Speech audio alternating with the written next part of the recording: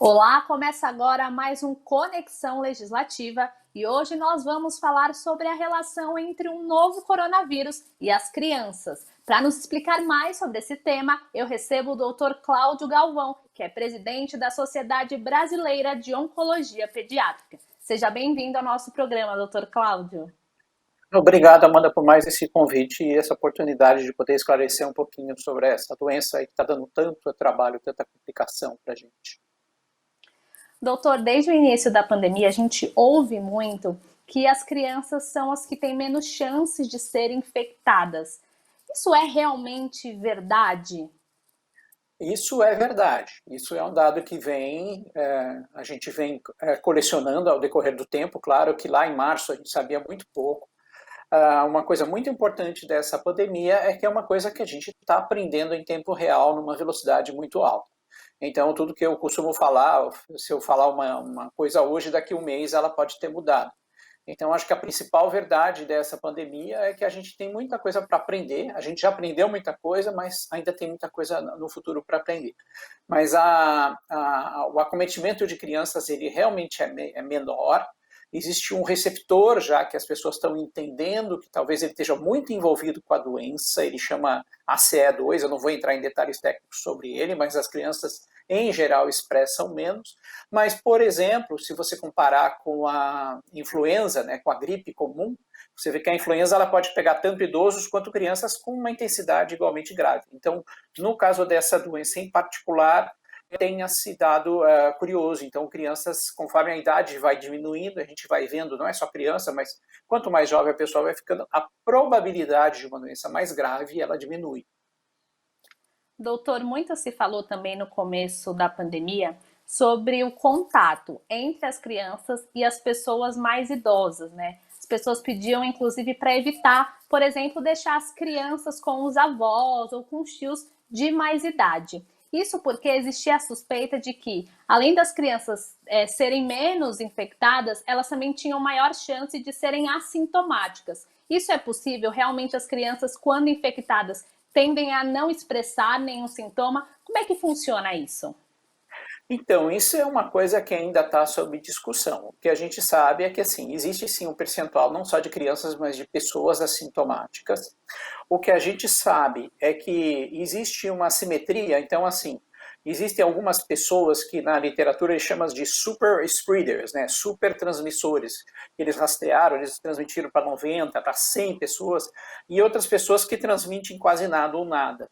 Você não tem bem claro, não tem ainda uma coisa certa a dizer, ó, fulano é um super transmissor, então ele tem que ser super isolado, e o outro não é transmissor. Em média, a probabilidade de uma criança transmitir ela é muito baixa conforme você vai abaixando a faixa etária, mas ela nunca chega a ser zero.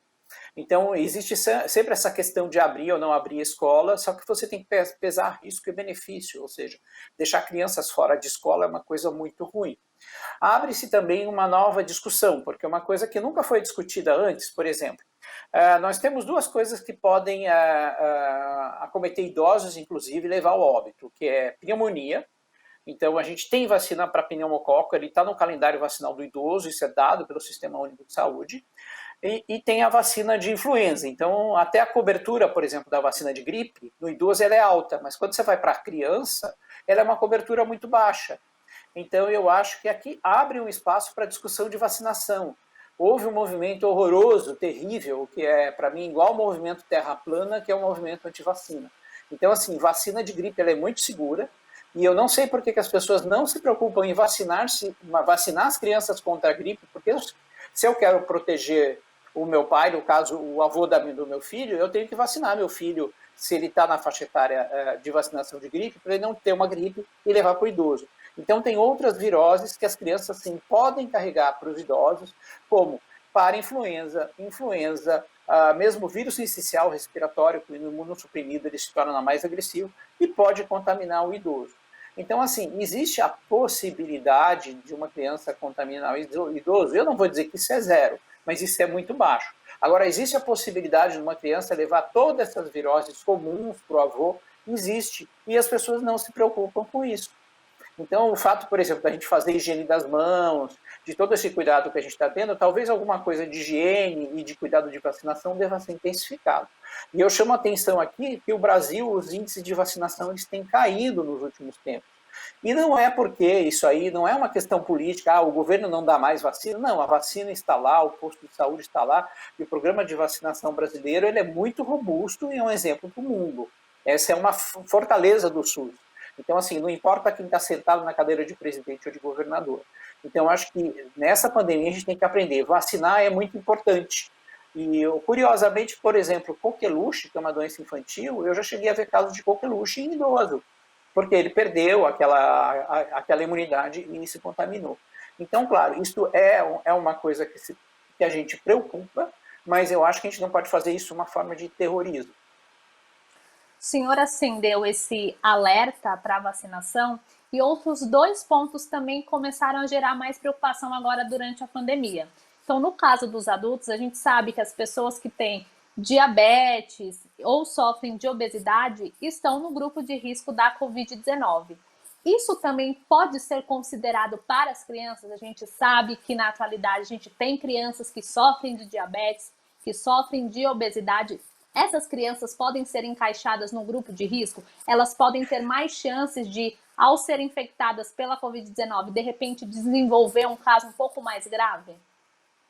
Sim, nós temos alguns casos já relatados, por exemplo, de adolescentes, principalmente, que estavam tratando para leucemia, eram obesos, isso virou um fator de risco. Então, assim, a obesidade, ela não é só fator de risco para a Covid-19, ela é um fator de risco muito bem conhecido para, por exemplo, a influenza, para a gripe. Então, quando teve aquela pandemia de gripe, que eu fui atender até naquelas barracas, etc., a gente via muito paciente, desculpa, obeso jovem, muito doente, né? Então, a obesidade, ela é um problema, ela é um fator de risco. Por exemplo, pessoas, não só crianças, pessoas que tratam leucemia, linfóide aguda, que são obesas, que têm obesidade marca grau 1, grau 2, uma obesidade maior, elas têm menor probabilidade de cura. Então, assim, a obesidade interfere no tratamento do câncer, de vários tipos de câncer. Então, a obesidade é um fator de risco.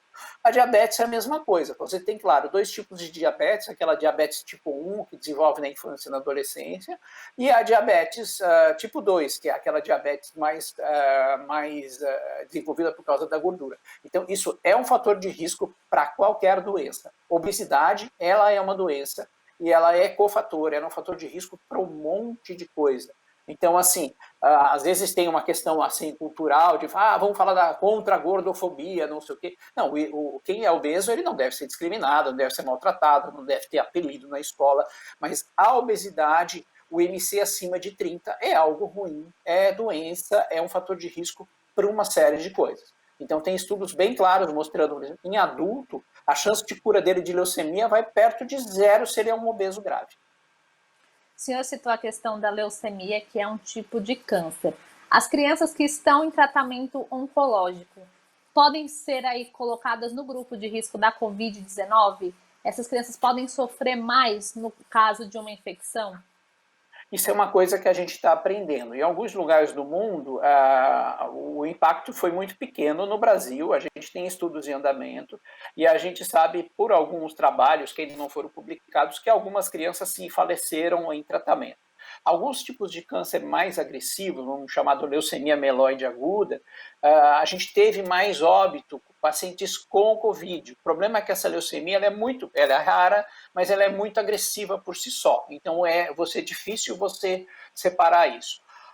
Quando você olha no mundo, qual é a recomendação? A recomendação é o tratamento deve ser modificado da menor forma possível, a não ser que a doença esteja muito sintomática. Então, por exemplo, dependendo da fase do tratamento, se eu peguei um paciente assintomático, eu posso até seguir aquele tratamento. Agora, o que tem complicado nossa vida, e não só de adultos, de crianças e de adultos, é a questão do transplante de medula óssea. Esse, sim, se desorganizou bastante, porque tiveram doadores de medula óssea que foram fazer teste, estavam assintomáticos, não puderam doar, o transplante atrasou. Pacientes que entraram nas unidades, fizeram a triagem, estavam positivos, não puderam transplantar, tiveram que esperar. Então, assim, ele interfere no tratamento da doença, ele muda um pouquinho, Por exemplo, no caso do paciente pediátrico, exclusivamente com câncer, eu não posso dizer que a Covid-19 não é uma doença, por exemplo, mais grave que um H1N1, que é o vírus da influenza. Não posso dizer que ela é mais grave que um adenovírus ou que um vírus essencial respiratório. Então, ele entra como mais um vírus grave que complica nosso cenário. Mas, curiosamente, para essa população, ele é mais um vírus. Ele não é o pior vírus. Um vírus essencial respiratório, que é um vírus muito comum, que pega em bebezinho, num paciente, por exemplo, com tratamento de câncer, principalmente transplantado, é uma catástrofe. É uma catástrofe maior, inclusive, que a Covid-19. Então, ela é importante, a gente considera, mas curiosamente não, a gente imaginava que pudesse ser pior e ela não é tão catastrófica, mas merece todo o respeito e toda a prevenção possível. Doutor, um outro ponto que tem sido levantado com relação às crianças e o novo coronavírus é com relação à síndrome multissistêmica inflamatória pediátrica. Agora a gente começa a ouvir bastante sobre essa síndrome e sendo aí relacionada à infecção pelo novo coronavírus. Gostaria que o senhor explicasse para a gente o que é essa síndrome e quais são as relações que a gente pode estabelecer com a Covid-19. Isso é uma coisa interessante. Então, assim, você tem que imaginar que nosso sistema imunológico ele é uma coisa que está em equilíbrio com o meio ambiente. Então, assim, vamos até o século XVIII, do século XIX, você imaginava que assim, as doenças eram você pegava doenças por algumas coisas que podiam ver pelo ar, algumas coisas malignas, e depois você descobriu que tinha um mundo de bactérias. Posteriormente, você descobriu que existia um mundo de vírus, coisa que a gente não conhecia. Hoje, o que a gente sabe? Que a gente, na verdade, está num equilíbrio entre vírus, bactérias e nós. Então, por exemplo, dentro de nosso abdômen, nosso intestino, tem uma série de bactérias aí relacionadas com o nosso sistema imunológico. Então, o equilíbrio dessas bactérias ele é muito importante para a prevenção de infecções, até a gente está estudando, inclusive, nossa microbiota, que são essas bactérias, a relação dela com o surgimento de tipos de câncer, a relação delas com resposta a tratamentos de câncer. Então, você tem um sistema imunológico todo equilibrado. Quando chega uma bactéria, um vírus, o que acontece que é externo, que é ruim para nós? O nosso sistema imunológico reconhece esse vírus, existem vírus que podem ser, inclusive, benéficos para nós, isso tem que ficar bem claro, e bactérias também. Ele reconhece isso como uma coisa estranha, prepara uma resposta imunológica para combater aquele vírus ou bactéria e eliminar ele da circulação. O que acontece em algumas situações? O sistema imune fica hiperativo, ou seja, ele, vamos supor que seja assim um exército, então vem um exército, ele está lá e vem 3 soldados. Então, ele, em vez de dar um tiro naqueles 3 soldados inimigos, ele começa a disparar canhões e balas e começa a explodir granada dentro do próprio exército, vai fazendo uma destruição no próprio exército. Então, assim, o que essa doença faz? Ela faz uma coisa que a gente já conhecia muito bem antigamente, que era assim, você ter uma infecção bacteriana, uma infecção viral, e ter uma resposta inapropriada, uma resposta inflamatória inapropriada. Então, o que acontece? O sistema imunológico se hiperativa e começa a atacar tudo que vê pela frente. Então, por isso que explica aí essas complicações que a gente tem cerebrais, essas complicações eventualmente intestinais, essas complicações pulmonares, que o sistema ficou tão desorganizado e hiperativo que faz um ataque contra nós mesmos. Então, assim, essa síndrome inflamatória multissistêmica, ela existia antes do coronavírus? Sim, ela existia. Toda essa bagunça que o coronavírus faz, ele acontecia, outros vírus faziam isso, outros vírus faziam isso antes. Só que a proporção disso era muito baixa. Então, no adulto, a gente vê muito mais. Na criança, essa síndrome inflamatória multissistêmica, ela existe, ela é uma doença rara, tão rara, por exemplo, como leucemia, mas ela existe, você tem que saber, tem que reconhecer. Você vai ver alguns casos por ano, se você está no hospital grande pediátrico.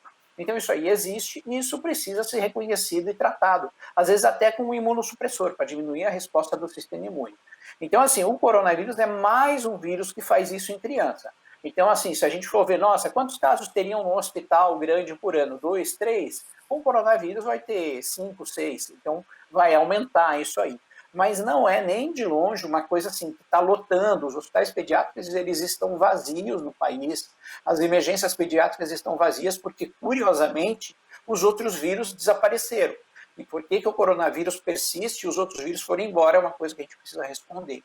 Então, essa síndrome, o que é? Eu ativo o sistema imune, ele pode atacar meu coração, ele pode desculpa, atacar o sistema nervoso central, ele pode atacar o intestino, faz uma hiperinflamação que, inclusive, pode matar a criança.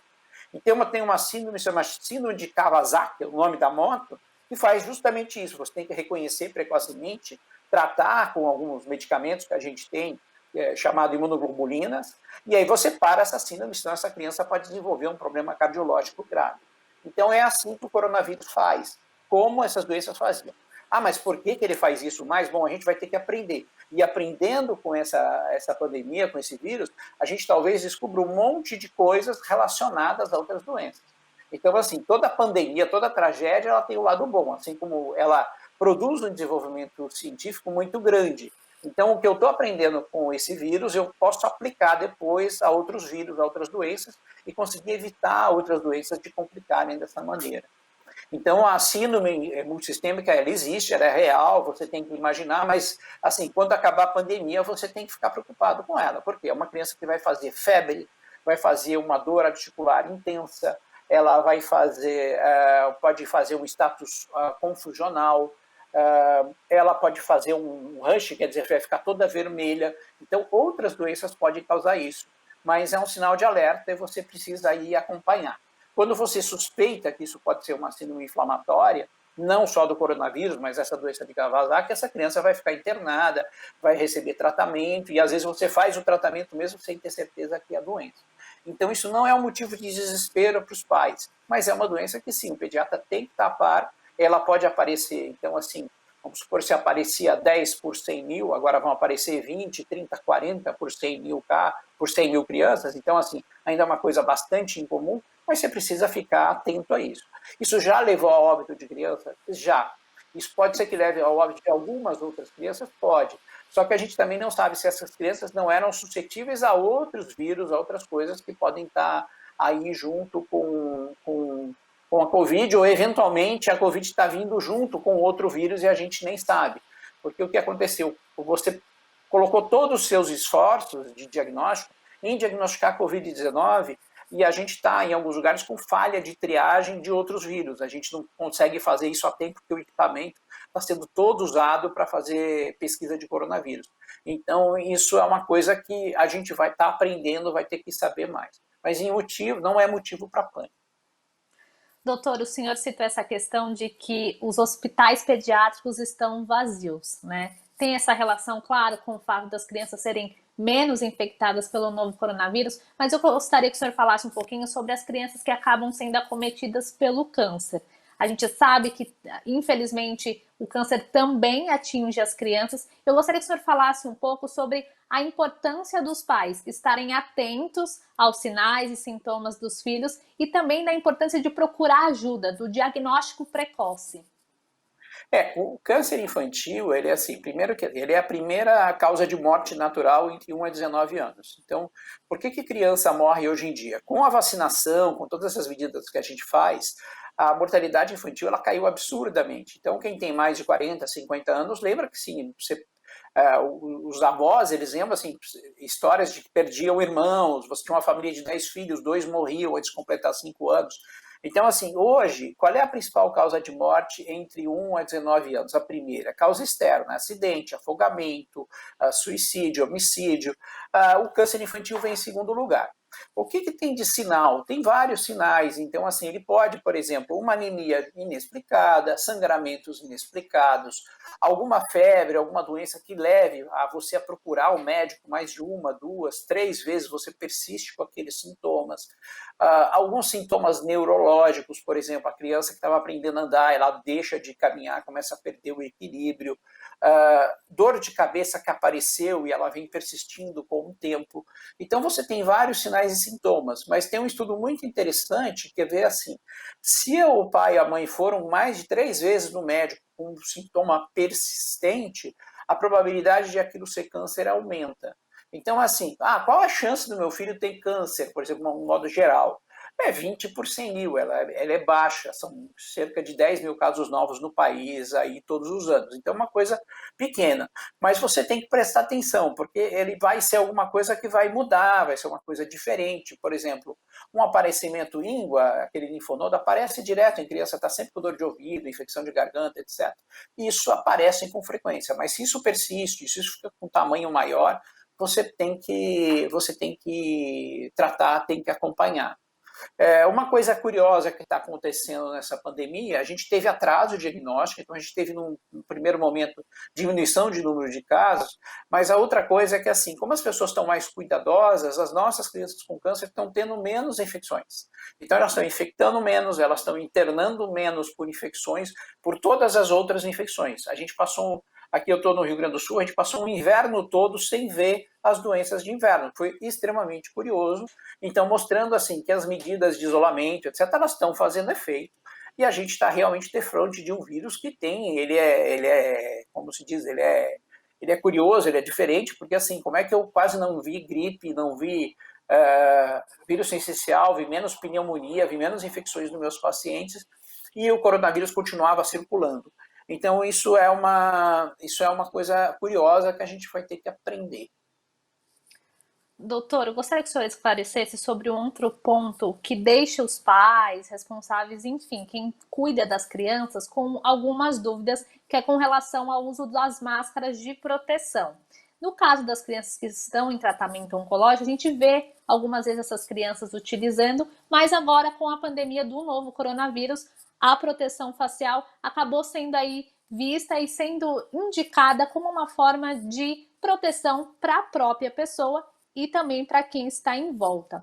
No caso das crianças, como que esse uso da máscara deve ser monitorado pelos pais e é indicada a utilização em qualquer faixa etária ou tem alguma restrição? Então, o que tem de recomendação, então assim, tem que ser muito cuidadoso quando a gente fala recomendação. Recomendação é uma coisa assim, você recomenda, mas você não tem base científica enorme, sólida para fazer. A recomendação é que sejam crianças maiores que 5 anos, 6 anos que possam usar máscara. A máscara foi um objeto de muito debate, ela ainda é um objeto de debate. Saiu agora num jornal, chama New England Journal of Medicine. O que é o papel, o que a máscara eventualmente pode estar fazendo? Isso a gente não tem uma resposta 100% certa. Então, assim, o que a máscara pode estar fazendo nessa pandemia? Quando todo mundo usa máscara, não só uma pessoa, como você via, às vezes a pessoa ia viajar, usava máscara, etc. Não, quando todo mundo usa máscara. A quantidade de vírus, muito antigamente, antes de ter a vacina da varíola, há mais de 200 anos, eles perceberam o seguinte, quem pegava uma varíola mais fraca ficava imunizado e não morria de varíola. A varíola é uma doença que parece uma catapora, mas é uma catapora muito piorada e que matava muita gente. Então, o que eles faziam? Pegava uma agulhazinha, pegava uma feridinha de varíola, cutucava e se infectava a outra pessoa com aquilo para fazer uma varíola pequena. Então tem um artigo nesse jornal dizendo assim, será que com a máscara a gente está fazendo uma variolização da Covid-19? Pode ser que sim. Então, assim, usar máscara é chato, é incômodo, etc. Mas, assim, é uma coisa muito difícil, muito cara, muito complicada? Não. Então, quando todos usam máscara, a quantidade de gotícula que eu estou emitindo quando eu falo e quando eu respiro, ela cai muito. Então, eu posso, eventualmente, estar fazendo as pessoas continuam, eventualmente, se contaminando pela doença numa quantidade de vírus menor, eu faço uma doença mais leve, e com isso eu diminuo a gravidade dos casos. Isso a gente está vendo em alguns países da Europa, que os casos aumentaram, mas as UTIs não lotaram. Então é uma coisa que a gente não tem uma resposta absoluta. Pode ser que daqui 3 anos eles falam, nossa, ainda bem que vocês usaram máscara, vocês evitaram milhões de mortes. Ou não, vocês usaram máscara e foi tudo à toa. Mas tudo bem, usar máscara é uma coisa relativamente simples. Então, assim, à luz do conhecimento atual, a recomendação é usar máscara, uma máscara que, se não for cirúrgica, porque não está se conseguindo produzir, mas uma máscara que você lave diariamente, eventualmente troque se ela ficar muito úmida, e se a criança for maior que 6 anos, você também usa. O fato é que a gente está vendo diminuir essas infecções respiratórias outras, então é uma coisa que a gente sabe que pode ser que esteja funcionando. Então a recomendação é essa, que está de OMS, dos órgãos, assim, a partir de 6 anos, 5, 6 anos, a criança já podendo usar, ela usa ela usa máscara, né? Então, mesmo criança menor, se ela se comportar bem, ela pode usar. Mas nós não temos como ter uma certeza absoluta, falar, não, é absoluto. Agora, eu não posso também jogar fora e falar, não, não vale nada, porque aparentemente nós estamos fazendo alguma coisa boa. Como custa pouco, a gente faz. Em medicina, tudo tem isso. Então, assim, qual é o custo de você limpar suas mãos ou usar álcool gel? Ele é muito baixo. Qual é a vantagem disso? Ele é muito alto. Qual o custo de colocar máscara? Vai custar 5, 10 reais? É um custo muito baixo, um risco muito baixo. O efeito da máscara, a gente é um efeito que ainda não é, do ponto de vista científico, muito forte, mas a gente faz mesmo assim e fala, bom, isso é uma coisa que faz sentido. Então parece que sim, se todo mundo usa, se fosse algumas pessoas usando, talvez não fizesse nenhum sentido, mas todo mundo usando, aparentemente a quantidade de vírus que está circulando ou que chega até você é menor. Então, o que a gente tem visto assim, é uma percentual de gente muito grande infectando, né? Isso agora já faz algumas semanas, essa meio que onda. Várias pessoas jovens se infectaram com formas leves de doença, mas a gente não tem certeza, mas dá para fazer, então a gente vai, acho que vai seguir recomendando, eu acho que é uma boa recomendação. Lembrando que no início da pandemia a gente não recomendava o uso de máscara, a gente, vários profissionais. Isso acabou mudando, então é uma coisa mutante, não adianta pegar, brigar ou politizar o uso da máscara ou ser contra. É uma coisa que é um conhecimento que está em andamento, a gente está no meio do, assim, está trocando a roda do carro com o carro andando, essa é a história dessa pandemia. E no caso das crianças que estão em tratamento oncológico, que precisam ir a uma unidade hospitalar para fazer o tratamento, nestes casos, o uso da máscara de proteção é obrigatório? Eu gostaria que o senhor falasse também sobre como os pais devem administrar essa ida até a unidade de saúde na tentativa de minimizar as chances de infecção não só da criança, mas também deles que acabam tendo que ir junto acompanhar essa parte do tratamento. Isso foi uma coisa interessante, isso é uma coisa que tem que ficar boa, porque assim, os pais se tornaram mais cuidadosos, então assim, eles chegam de máscara, muitos não usavam, negligenciavam, então assim, isso é interessante para essas crianças, como eu disse assim, a gente viu uma diminuição de infecções nessa situação. Então, assim, o uso de máscara é recomendado nas crianças desde a idade que eles possam usar. A higiene das mãos melhorou muito, então o índice de infecção hospitalar diminuiu, o índice de infecções de criança diminuiu. Isso é uma coisa boa que tem que ficar dessa pandemia. E o cuidado geral dos pais, ele melhorou. Então, isso também tem que ficar. Então, acho que nisso nós temos que manter esse cuidado.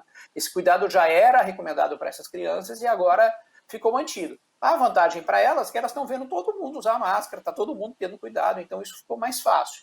Mas, de fato, isso foi muito benéfico para essas crianças. Quando acabar a pandemia, a gente realmente vai ter que repensar esse cuidado e intensificar e falar, olha, isso realmente valeu a pena, porque essas crianças, no período de pandemia, a despeito do Covid, a impressão geral, isso não é só minha, isso dos meus colegas do exterior, claro que a gente vai ter que medir, é que as crianças se infectaram menos com esse tratamento de câncer. Então, essa é a impressão geral que a gente tem. Então, eu acho que essa medida vai ter que ser reforçada. Eles vão ter que realmente usar, evitar aglomerações, tudo que a gente já recomendava, né? Mas eventualmente o pessoal furava isso, etc. Então, a gente vai seguir recomendando o que a gente já falava. Ah, posso ir no shopping? Pode, só que não é sábado à tarde. Ah, posso brincar na praça? Pode, a praça é aberta. Então, assim, a gente fazia uma série de recomendações que agora eu acho que elas vão ser mais, espero que elas sejam mais seguidas. Nosso programa está chegando ao fim, mas eu gostaria que o senhor falasse um pouco sobre o legado positivo que a pandemia pode deixar. O senhor citou essa questão de pais mais preocupados, mais atentos à higiene. Quais são os outros aspectos positivos que a pandemia do novo coronavírus pode deixar? Pode aí abrir uma maior atenção para o cuidado da saúde de crianças e assim garantir que cresçam adultos mais saudáveis e mais preocupados com a própria saúde também? Sim, mas eu acho que o principal legado é primeiro a vacina. Vacina, vacina, vacina. Esse movimento anti-vacinação não está com nada. É igual o movimento terra plana. Então, acho que o principal recado é vacina funciona, não vamos brincar com isso. Então, eu acho que esse é o primeiro legado. O segundo legado é essa questão dos cuidados de higiene, principalmente desses pacientes mais imunossuprimidos, que ele é importante. O terceiro legado volto a falar da vacina, ou seja, Eu não posso vacinar a criança contra determinados vírus, não porque é proibido, mas porque a vacina não vai funcionar bem, o sistema imune dela não está funcionando, mas eu posso vacinar os pais que estão ao redor. Então, se eu quero proteger meu avô, minha avó, eu vou vacinar meus filhos, eu vou me vacinar para proteger meu avô, minha avó, minha mãe, etc. Então, eu acho que isso é um legado muito importante, porque a gente vinha perdendo a força da vacinação no país. Isso tem que parar. Isso não é no país, no Brasil, não, é no mundo. Teve epidemia de sarampo na Alemanha, por exemplo. Então, eu acho que, assim, vacina é um ganho da humanidade, é uma coisa muito importante da humanidade. A gente tem que manter isso. Isso é o principal, acho que, legado. E fora o que a gente está aprendendo, a ciência, tudo que a gente está aprendendo com o coronavírus, a gente vai usar para um monte de outras doenças. Doutor Cláudio, muito obrigada pela participação no Conexão Legislativa e por todas as explicações que eu tenho certeza vão ajudar muitos os pais e responsáveis. Muito obrigado. Vacinar sempre. Até mais. Obrigado. Um grande abraço. O programa Conexão Legislativa de hoje fica por aqui. Muito obrigada pela companhia e até a próxima.